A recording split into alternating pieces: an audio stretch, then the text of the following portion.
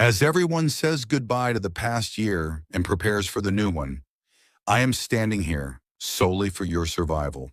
I will now reveal the cruel and heartbreaking truth of why a woman who dreamed of a peaceful retirement after 30 years of honorable public service had to write a suicide note on the cold floor on Christmas Day, a day that should have been full of blessings. This video is not just a story, it is a final investigation report designed to protect your life. 3 years after retirement, she learned new hobbies and traveled the world, but the silence of an empty house after a flashy outing was a pain too hard to bear. Even for a veteran official like her children were busy with their own lives. Calls became rare, and just as a terrible loneliness washed over her, feeling forgotten by the world, scammers filled that void with a lethal poison called love. We are now investigating the urgent survival file of a woman in her 60s who lost her entire fortune and stood at the threshold of death. December 25th, 3:40 a.m. While carols rang out across the city and the festive mood reached its peak, an urgent dispatch order exploded from the radio in the police duty room. Dispatch to all units. Possible suicide attempt. 01 District. Units 1 and 2. Respond. While en route, I spoke with the caller, who was sobbing uncontrollably over the phone. My mother sent a text saying sorry, in a tone so unlike her, and now she won't answer her phone. Please, help me. On that freezing, snowy dawn road, I slammed on the accelerator, sirens wailing, racing to catch her last breath. My only prayer was, please, just hold on a little longer. As I forced the apartment door open and stepped inside, what pierced my lungs was not the scent of Christmas, but the metallic smell of gas and a chilling, heavy silence. In one corner of the living room, a small tree she had decorated was twinkling alone. But what lay beneath it was not a gift.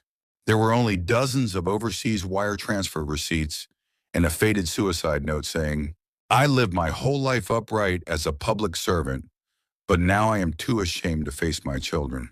When I found her lying motionless on the bed, the faint pulse I felt at my fingertips was a destined signal, telling me I must uncover the truth of this case. Only after taking a statement from the neighbor next door could we piece together the puzzle accurately. Detective Paul, after she retired, she lived more diligently than anyone. She studied foreign languages at the community center and did volunteer work. But in recent months, she looked so happy, like someone in love. She showed me a scarf, smiling like a child, saying an engineer from the UK was coming to see her for Christmas. To think it was all a fake scenario, by a scammer she never even met. How could they so brutally destroy such a smart and upright person? Please listen carefully. That sweet man or woman in the photo who you whispered love to all night does not exist in this world. The voice that soothed your loneliness was not a sophisticated British gentleman. It was a member of a corporate-style criminal organization gathered in a massive call center somewhere overseas. They display your information on a giant screen and send the exact same message to hundreds of people at once. Your tone of voice, your past career, and even your post-retirement emptiness were all collected as data, making you their prey. This is not romance. It is a factory-style crime meticulously designed to strip you down to your very soul. This case is a psychological war that deeply penetrates achievement-oriented isolation. People in their 60s who have fulfilled their responsibilities in public office for over 30 years feel a severe sense of loss when that role disappears after retirement, especially for those with high intellect. Revealing their loneliness to others is seen as a blow to their pride, so they hide it deep inside. The perpetrator impersonates a professional, like a doctor or pilot, building trust by engaging in high-level conversations that match the victim's intellect. They use powerful gaslighting, saying things like, "Our love is as special as you are," to completely paralyze the victim's critical thinking. According to psychologists, the criminal targets both her intelligence and her loneliness at the same time. Meeting an elegant and wonderful woman like you is the luck of my life. That one sweet phrase breaks down the iron wall of caution built over 30 years of public service.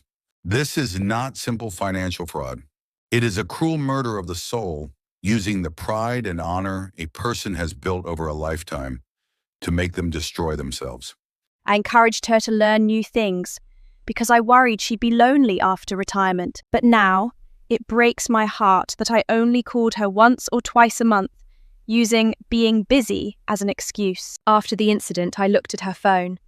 That bastard acted so sweetly every night, asking how was your day, and saying, you are the most precious person to me. He was more like a son than me, and more like a husband than her husband. In those lonely hours, how could my mother not fall for it? If only I had been a little warmer, this wouldn't have happened. The forms of crime are becoming more cunning by the day.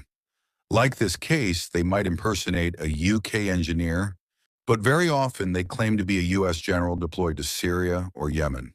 They tempt you by saying they will spend the rest of their life with you in your country after retirement and ask you to pay customs fees for a large sum of secret funds they are sending. Recently, a tactic is rampant where they suggest investing retirement funds in cryptocurrency to create a nest egg for just the two of us, leading victims to fake exchange sites to deposit their entire fortune. Retired professionals, teachers, bankers, please do not forget to scammers. Your excellent career is merely an indicator that you are a prey from whom they can extract more money. They never rush. For the first month or two, scammers never talk about money. They just ask sweet questions about your day. Did you enjoy your lunch today? Just imagining you gardening is beautiful. For retirees disconnected from their children, this consistent attention creates a dependency more lethal than any drug. Then they slowly introduce the poison. If you see these behaviors in people around you, you must intervene immediately. First, sudden financial secrets and large wire transfers. Second, an excessive obsession with phone security and screen locks. Third, trusting a virtual person more than family and building a wall against reality. If you miss these warning signs, what follows is tragedy. Now, Detective Han, a digital crime prevention expert, will brief you on survival rules you can practice right now. Hello, this is Detective Han. Loneliness can be a crack for crime to enter, but prevention starts right at your fingertips. I will brief you on these prevention keys, so please remember them. First, anyone who refuses a video call is 100% a scammer. There is no one in this world who talks of love without showing their face. Second, please install a reliable security protection app, such as RoboKiller, on your parents' phones to block scam and phishing calls. Third, before sending any money, take just 1 minute to check with an official authority. In the US, you can contact the FTC or file a report with the FBI's IC3 and call 911 only if there is an immediate danger. And if you are currently in a secret relationship with someone, please tell the people around you. The moment you speak it out loud, the scammer's gaslighting spell is broken. Finally, ask them to take a selfie holding a piece of paper with today's date written on it. Scammers operating in groups can absolutely never fulfill this request. You are not alone. If you feel an immediate threat or danger, call 911 for emergency assistance. For suspected scams or romance fraud, you can get official help and guidance from the FTC or the FBI's IC3. This was Detective Han. Fortunately, the senior in this case has returned to the arms of her family. However, she says that every time she sees a twinkling Christmas tree, her heart still aches. Loneliness is absolutely nothing to be ashamed of. It is a natural emotion that every human being experiences. But those who try to exchange your precious and pure heart for money are the most hideous criminals. Right now, please call your parents who are spending time alone after retirement. A single warm question like, "How was your day?" becomes a life-saving bulletproof vest, stronger than thousands of messages from a scammer. And if you have witnessed any suspicious situations around you, please leave a comment. Your small tip can save someone's life.